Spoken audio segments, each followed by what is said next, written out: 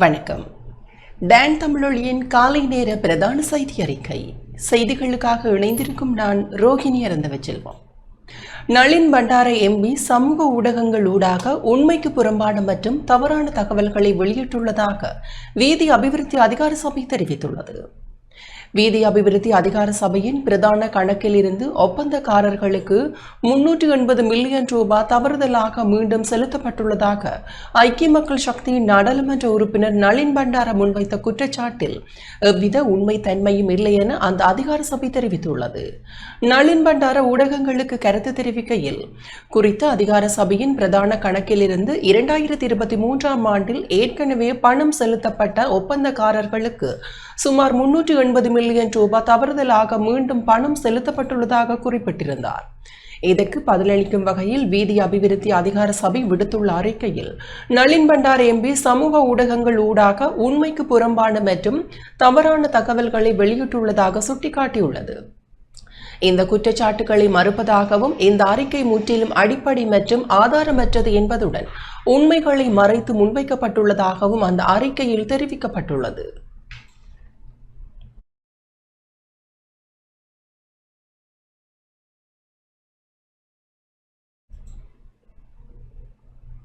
இலங்கை police சேவையில் புதிதாக police சாரணர் பிரிவு உத்தியோகபூர்வமாக ஆரம்பித்து வைக்கப்பட்டுள்ளது.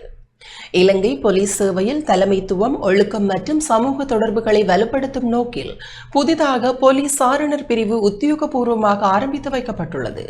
கொழும்பில் உள்ள போலீஸ் தலைமையகத்தில் நடைபெற்ற இந்த விசேட நிகழ்வில் போலீஸ் மா அதிபர் பிரியந்த வீரசூரிய மற்றும் இலங்கை சாரணர் சங்கத்தின் தலைமை ஆணையாளர் மனோஜ் நாணயக்கார் ஆகியோரின் தலைமையில் இடம்பெற்றது.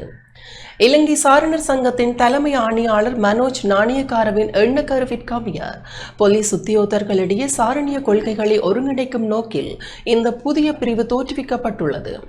இந்த நிகழ்வில் சாரணர் சங்கத்தின் தலைவர் ரன்சரி பெரேரா உள்ளிட்ட உயர்மட்ட பிரதிநிதிகளும், சிரேஷ்ட பிரதி போலீஸ் அதிபர்கள் உள்ளிட்ட போலீஸ் திணைக்களத்தின் உயர்மட்ட அதிகாரிகளும் கலந்து கொண்டனர். புதிதாக நிறுவப்பட்டுள்ள போலீஸ் சாரணர் பிரிவின் தலைவராக பயிற்சி மற்றும் உயர்கல்வி பிரிவிற்கு பொறுப்பான சிரேஷ்ட பிரதி போலீஸ் அதிபர் சம்பத் குமார லியனகே நியமிக்கப்பட்டுள்ளார். இந்த புதிய பிரிவின் ஊடாக போலீஸ் சேவையில் சாரணிய கலைகளை புகுத்தி சமூகத்துடனான உறவை மேம்படுத்தவும் அதிகாரிகளின் ஆளுமையை வளர்க்கவும் எதிர்பார்க்கப்படுவதாக போலீஸ் தலைமையகம் தெரிவித்துள்ளது. யாழ் நகரில் 13 பேர் போதைப் பொருட்களுடன் கைது செய்யப்பட்டனர். யாழ் நகரில் கடந்த 48 மணித்தியாலங்களில் 13 பேர் போதைப் பொருட்களுடன் கைது செய்யப்பட்டுள்ளனர். யாழ்ப்பாணம் தலைமையக போதைப்பொருள் தடுப்பு போலீசார் நடத்திய சோதனை நடவடிக்கைகளின் போது இந்த கைது நடவடிக்கை முன்னெடுக்கப்பட்டது. இதன்போது ஹெரோயின் போதை மாத்திரைகள் என்பன போலீசாரால் கைப்பற்றப்பட்டது. கைதானவர்களிடம் நடத்தப்படும் மேலதிக விசாரணைகளுக்கு பின்னர் சந்தேக நபர்களை யாழ்ப்பாணம் நீதவான் நீதிமன்றத்தில் முற்படுத்த போலீசார் நடவடிக்கை எடுத்துள்ளனர்.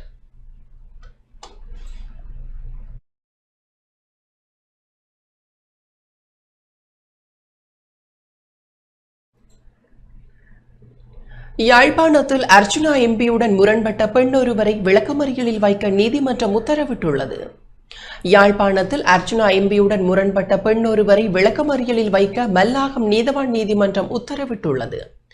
பெரியவிளான் பகுதியில் உள்ள காணி ஒன்று தொடர்பாக நாடாளுமன்ற உறுப்பினருக்கும் மற்றும் ஒரு தரப்பினருக்கும் இடையில் காணி பிணக்கு ஒன்று நிலவி வரும் நிலையில் குறித்த காணிக்குள் நாடாளுமன்ற உறுப்பினருக்கும் மற்றைய தரப்பினருக்கும் இடையில் வாய்த்தர்க்கம் ஏற்பட்டது.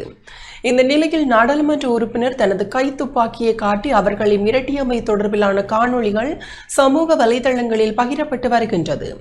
இவ்வாறான நிலையில் தனது காணிக்குள் அத்துமீறி நுழைந்து தன்னை அச்சுறுத்தியதாக நாடாளுமன்ற உறுப்பினர் அர்ச்சுனா ராமநாதன் இளவாலை போலீஸ் நிலையத்தில் முறைப்பாடு செய்திருந்தார். முறைப்பாட்டின் பிரகாரம் விசாரணைகளை முன்னெடுத்த போலீசார் நாடாளுமன்ற உறுப்பினருடன் முரண்பட்ட பெண் ஒருவரை கைது செய்து மல்லாகம் நீதவான் நீதிமன்றத்தில் முற்படுத்தினர். அதனையடுத்து குறித்த பெண் எதிர்வரும் 29ஆம் தேதி வரையில் விளக்கமறியலில் வைக்குமாறு மன்று உத்தரவிட்டுள்ளது.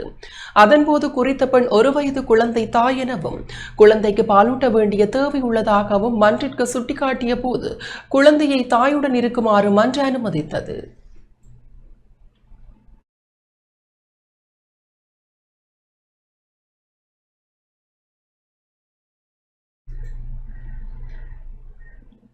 தந்தை செல்வநாயகத்தின் நினைவு பேருரை யாழ்ப்பாணத்தில் நடைபெற்றது. இலங்கை தமிழரசு கட்சியின் நிறுவனர் தந்தை செல்வநாயகத்தின் 49வது நினைவு நாளும் நினைவு பேருரையும் நேற்றைய தினம் யாழ்ப்பாணத்தில் நடைபெற்றது. தந்தை செல்வா நினைவு அரங்காவற்குழுவின் ஏற்பாட்டில் யாழில் உள்ள தந்தை செல்வா அரங்கில் இடம்பெற்றுள்ளது. இதன்போது முன்னாள் அமைச்சரும் பேராசிரியருமான GL பீரிஸ் சமஷ்டி முறையும் அரசியல் அமைப்பு சீர்திருத்த பாதையும் எனும் தலைப்பில் நினைவு பேருரை ஆற்றினார். இந்த நிகழ்வில் இலங்கை தமிழரசு கட்சியின் பதில் பொதுச் செயலாளர் MA சுமந்திரன், புளொட் தலைவர் தர்மலிங்கம் சித்தார்த்தன், EPRLF தலைவர் சுரேஷ் பிரேமச்சந்திரன் உள்ளிட்ட மூத்த அரசியல் பிரமுகர்கள், மத தலைவர்கள், பொதுமக்கள் என பலரும் கலந்து கொண்டனர். இலங்கையிலே இருக்கிற தமிழ் மக்கள் ஒரு மக்கள் அல்லது ஒரு தேசம், ஒரு தேசிய இனம். மக்கள் என்பதுதான் சர்வதேச சட்டத்திலே சொல்லப்படுகிற சொல். அது தமிழிலே சொல்லுகிற போது வெறுமனே மக்கள் என்று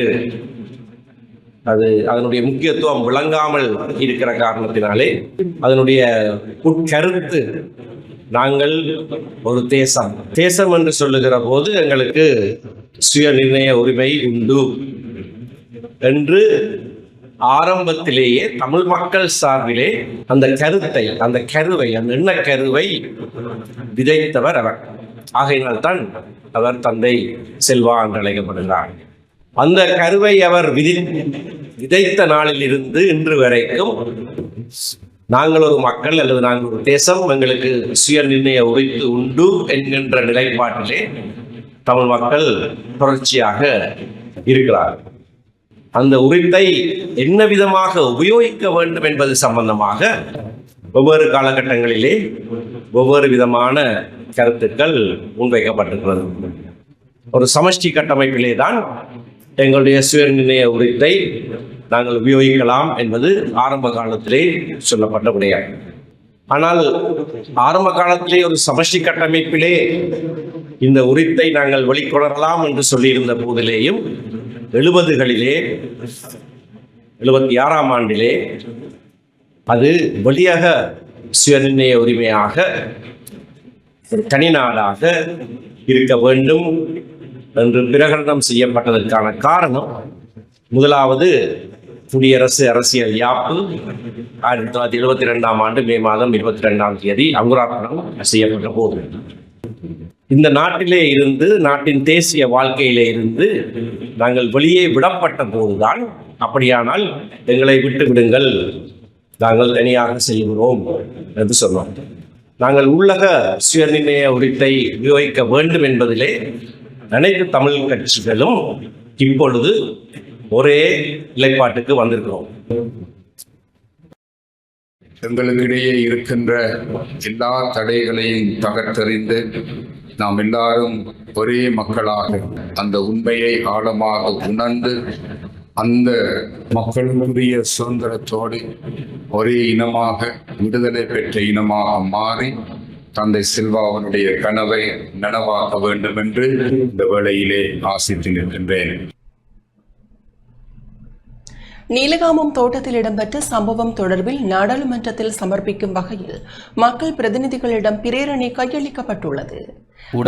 தொழிலாளர்கள் மீதான அடக்குமுறை, அராஜகங்களுக்கு எதிராகவும் காணி உரிமையினை வலுவாக கோரும் வகையிலும் இந்த கலந்துரையாடல் ஒன்று இரத்தினபுரி மாவட்டம் காவல்தை நீலகாமம் தோட்ட மண்டபத்தில் இடம்பெற்றுள்ளது. ஊடகவியலாளர் நிர்ஷனின் ஒருங்கிணைப்பில் இடம்பெற்ற இக்கலந்துரையாடலில் காணி உரிமையினை முன்னிலைப்படுத்திய நீலகாமம் பிரகடனம் வெளியிடப்பட்டு நாடாளுமன்றத்தில் சமர்ப்பிக்கும் வகையில் மக்கள் பிரதிநிதிகளிடம் கையளிக்கப்பட்டது. இதன்போது சட்டத்தரணி விஜயகுமார், தோட்ட நிர்வாகங்கள் எவ்வாறு தனக்கு ஏற்றவாறு பயன்படுத்திக் கொள்கிறார்கள், பெருந்தோட்ட காணிகள் தொடர்பில் சட்டத்தில் எவ்வாறான திருத்தங்கள் கொண்டுவரப்பட வேண்டும், இருக்கின்ற சட்ட சரத்துக்களை எவ்வாறு தமது சமூகத்திற்கு சார்பாக பயன்படுத்துவதற்கு நடவடிக்கை எடுக்க வேண்டும், தொழிற்சங்கங்கள் வலுவிழந்து வருகின்ற நிலையில் மக்கள் பாதுகாப்பு குழு ஒன்று ஒவ்வொரு தோட்டங்களிலும் நிர்மாணிக்கப்பட வேண்டும் என்பது தொடர்பில் தெளிவுபடுத்தினார். தேசிய தோட்ட தொழிலாளர் சங்கத்தின் செயலாளர் வடிவேல் சுரேஷ், தமிழ் முற்போக்கு கூட்டணியின் தலைவர் மனோ கணேசன், ஐக்கிய மக்கள் சக்தியின் நாடாளுமன்ற உறுப்பினர் ஆரியவன்ச, ஜனநாயக மக்கள் முன்னணியின் உப தலைவர் சந்திரகுமார், மலையக மக்கள் முன்னணியின் பிரதி தலைவர் ராஜாராம், தொழிலாளர் தேசிய முன்னணியின் பிரதி பொதுச் செயலாளர் கமலதாசன், இலங்கை தொழிலாளர் காங்கிரசின் ரத்தினபுரி அமைப்பாளர் ராஜமணி உட்பட அரசியல் சமூக செயற்பாட்டாளர்கள் பலரும் கலந்து கொண்டு கருத்துக்களை முன்வைத்தனர். குண்டர்கள் படை கலைக்கப்பட வேண்டும், நீலகாமம் தோட்டத்தில் 25 வீடுகளை நிர்மாணிப்பதற்கு ஒதுக்கப்பட்டுள்ள இடத்தில் உடனடியாக வீடுகளை நிர்மாணிப்பதற்கு நடவடிக்கை எடுக்க வேண்டும். ஏற்பாட்டு குழுவினர் தயாரித்த பிரகடனத்தினை ஜனாதிபதிக்கும் நாடாளுமன்றத்திற்கும் ஏனைய மனித உரிமை அமைப்புகளுக்கும் கையளித்தல், தனிப்பட்ட நீலகாமம் பிரச்சனையாக இல்லாமல் முழு மலையகத்திற்குமான காணி உரிமையினை கோரும் போராட்டத்திற்கான படியாக நீலகாமம் கலந்துரையாடல் அமைதல் வேண்டும்.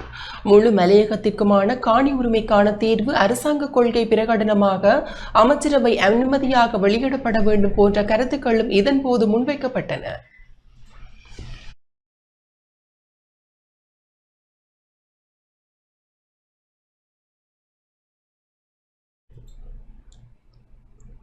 திருகோணமலை பட்டித்திடல் படுகொலையின் 39வது நினைவேந்தல் நேற்று நடைபெற்றது. திருகோணமலை பட்டித்திடல் கிராமத்தில் இடம்பெற்ற படுகொலை சம்பவத்தின் 39வது ஆண்டு நினைவேந்தல் நிகழ்வு பட்டித்திடல் கிராமத்தில் நேற்று மாலை உணர்வுபூர்வமாக அனுஷ்டிக்கப்பட்டது. நினைவேந்தல் நிகழ்வில் கிராம மக்கள், உயிரிழந்தவர்களின் குடும்பத்தினர், சமூக செயற்பாட்டாளர்களும் பங்கு பெற்றிருந்தனர். இதன்போது உயிரிழந்தவர்களின் ஆத்ம சாந்தி வேண்டி தீபச்சூடர் ஏற்றப்பட்டு மலர் மாலை தூவி மௌன அஞ்சலியும் செலுத்தப்பட்டது.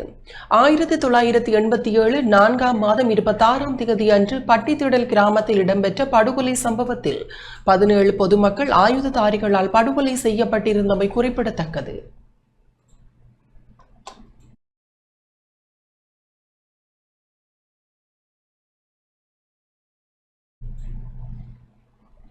மத்தள ராஜபக்ச சர்வதேச விமான நிலையத்தில் விமான போக்குவரத்து சார்ந்த முதலீட்டு வாய்ப்புகளை மேற்கொள்வதற்காக சர்வதேச முதலீட்டாளர்களுக்கு அழைப்பு விடுக்கப்பட்டுள்ளது.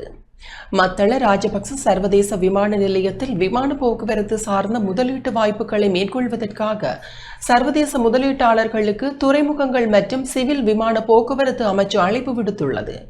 இதற்கான விருப்பங்களை வெளிப்படுத்தும் ஆவணங்களை சமர்ப்பிக்குமாறு உலகளாவிய ரீதியில் கோரிக்கை விடுக்கப்பட்டுள்ளது.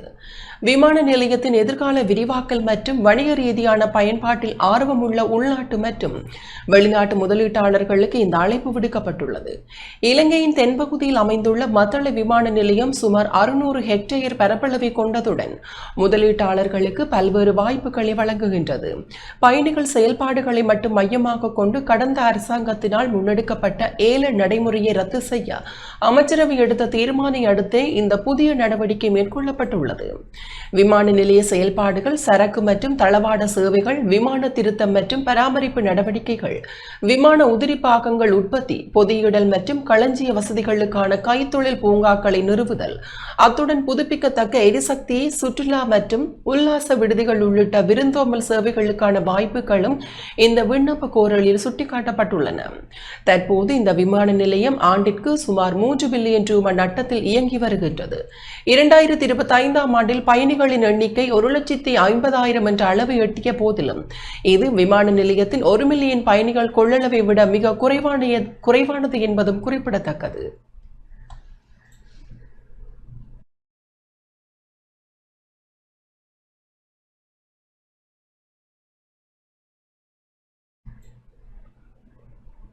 முல்லைத்தீவு விசுவமடுவில் சித்திரை புத்தாண்டு பெருவிழா இடம்பெற்றது. முல்லைத்தீவு விசுவமடு புதிய கிராம மக்கள் அமைப்பின் மகளிர் பிரிவினரால் ஏற்பாடு செய்யப்பட்ட 2026ஆம் ஆண்டிற்கான சித்திரை புத்தாண்டு விளையாட்டுப் போட்டிகள் நேற்று இடம்பெற்றன. புதுக்குடியிருப்பு பிரதேச செயலாளர் பிரிவிற்குட்பட்ட விசுவமடு கிழக்கு அட்டைக்குளம் சிறுவர் பூங்காவில் போட்டிகள் இடம்பெற்றன. மகளிர் அணியின் ஒருங்கிணைப்பாளர்கள் மற்றும் உறுப்பினர்களின் முன்னெடுப்பில் பல்வேறு மைதான விளையாட்டுகள் மற்றும் பாரம்பரிய விளையாட்டு நிகழ்வுகளான வேகநடை, கிளித்தட்டு, முட்டியுடைத்தல், கயிறு இழுத்தல், தலையணை சண்டை, கிறிஸ்மரம் ஏறுதல், யானைக்கு கண் வைத்தல் உள்ளிட்ட பல்வேறு சுவாரஸ்யமான நிகழ்வுகளும் விசுவமடு கிழக்கு அட்டைக்குளம் சிறுவர் பூங்காவில் இடம்பெற்றது. கலாசார மற்றும் விளையாட்டுப் போட்டிகளில் வெற்றி பெற்ற போட்டியாளர்கள் வெற்றியாளர்களுக்கு பெறுமதியான பரிசில்கள் வழங்கி வைக்கப்பட்டன. இந்த நிகழ்வில் ஜனாதிபதி சட்டத்தரணி MA சுமந்திரன், நாடாளுமன்ற உறுப்பினர் துரைராச ரவிகரன், முன்னாள் வடக்கு மாகாண சபை உறுப்பினர் சோனா சுகீர்த்தன், புதுக்குடியிருப்பு உதவி பிரதேச செயலாளர் ஸ்ரீதரன் டென்சியா, புதுக்குடியிருப்பு பிரதேச சபை தவிசாளர் வெய்யன கரிகாலன் மற்றும் பிரதேச சபை உறுப்பினர்கள், புதுக்குடியிருப்பு போலீஸ் நிலைய பொறுப்பதிகாரி விசுவமடு மாணிக்கபுரம் அம்மன் ஆலய குருக்கள், இலங்கை தமிழரசு கட்சியின் உறுப்பினர்கள், சமூக செயற்பாட்டாளர்கள் என பலரும் கலந்து கொண்டனர். கிளிநொச்சி சோரன்பட்டு சரஸ்வதி சனசமூக நிலையத்திற்கான அடிக்கல் நாட்டு விழா நேற்று இடம்பெற்றது. கிளிநொச்சி பச்சிலைப்பள்ளி சோரன்பட்டு சரஸ்வதி சனசமூக நிலையத்திற்கான அடிக்கல் நாட்டு விழா சரஸ்வதி சனசமூக நிலைய தலைவர் கைலாயபிள்ளை சிந்துச்சன் தலைமையில் நேற்று இடம்பெற்றது. ஆலய வழிபாடுகள் இடம்பெற்று அங்கிருந்து முதல் கல் எடுத்து வரப்பட்டு மைதானத்தில் விருந்தினர்கள் மலர் மாலை அணிவிக்கப்பட்டு வரவேற்கப்பட்டு அடிக்கல் நாட்டப்பட்டன. முதல் கல்லினை பிரதம விருந்தினராக கலந்து கொண்ட நாடாளுமன்ற உறுப்பினர் சிவஞானம் ஸ்ரீதரன் நாட்டி வைத்தார். தொடர்ந்து பச்சிலைப்பள்ளி பிரதேச சபை தவிசாளர் சுப்பிரமணியம் சுரேன், கிளி சோரன்பெற்று கணேச வித்தியாலய அதிபர் சோமசுந்தரம் சிவதாசன், சோரன்பெற்று கிராம அலுவலர் அருள் பிரகாஷ் சுபாசினி உட்பட பலரும் அடிக்கல் நாட்டி வைத்தனர். கருத்துரைகள் நிகழ்வின் பிரதமர் சிறப்பு கௌரவ விருந்தினர்கள் நிகழ்த்தினர். இதில் பச்சிலைப்பள்ளி பிரதேச சபை உறுப்பினர்கள், பிரதேச மக்கள், அரசியல் பிரதிநிதிகள் உட்பட பலரும் கலந்து கொண்டனர்.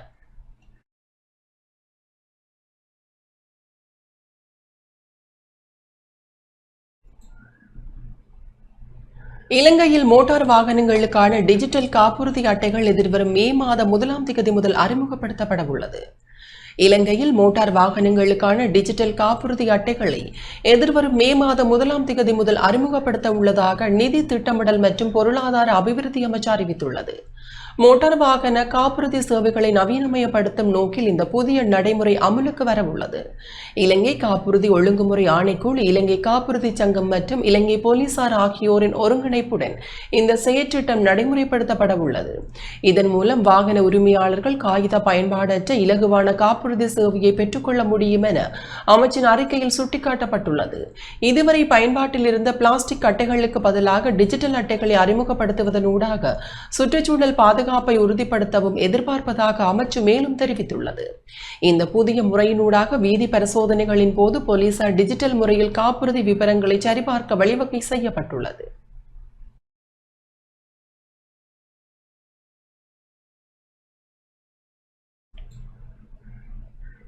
போலீஸ் ஊடக பேச்சாளர் வுட்லர் பிரான்ஸ் நாட்டிற்கு விஜயம் செய்துள்ளார். சர்வதேச போலீஸ் அமைப்பான இன்டர்போல் மாநாட்டில் கலந்து கொள்வதற்காக போலீஸ் ஊடக பேச்சாளர் உதவி போலீஸ் அத்தியட்சகர் பிரெட்ரிக் வுட்லர் பிரான்ஸ் நோக்கி பயணமாக உள்ளார். பிரான்சில் லியோன் நகரில் நாளை முதல் 30ஆம் தேதி வரை இந்த சர்வதேச மாநாடு நடைபெற உள்ளது. இந்த மாநாட்டின் போது இலங்கையில் அண்மை காலமாக ஏற்பட்ட அனர்த்த நிலைமைகளின் போது இலங்கை போலீசார் முன்னெடுத்த விசேட செயல்பாடுகள் மற்றும் மீட்பு நடவடிக்கைகள் குறித்து அவர் விசேட உரையொன்றை நிகழ்த்த உள்ளதாக போலீஸ் ஊடக பிரிவு தெரிவித்துள்ளது. இதற்கென அவர் நேற்று முன்தினம் நாட்டை விட்டு புறப்பட்டு சென்றுள்ளமை குறிப்பிடத்தக்கது.